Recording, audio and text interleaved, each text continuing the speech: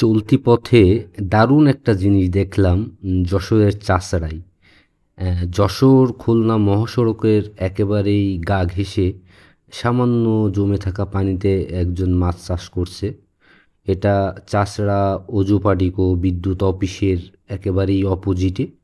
ভিডিওতে আপনারা দেখতে পাবেন যে একেবারে মেইন রোডের ধারে সামান্য কিছু পানি জমে আছে। এখানে একজন বিভিন্ন প্রজাতির মাছ ছেড়েছে। পরে জানতে পারলাম সে এখানে মাছের হ্যাচারিতে কাজ করে। এখানে সে টিউবওয়েলের থেকে পানি দেয় এবং এর ভিতরে সে বিভিন্ন ধরনের মাছ ছেড়েছে।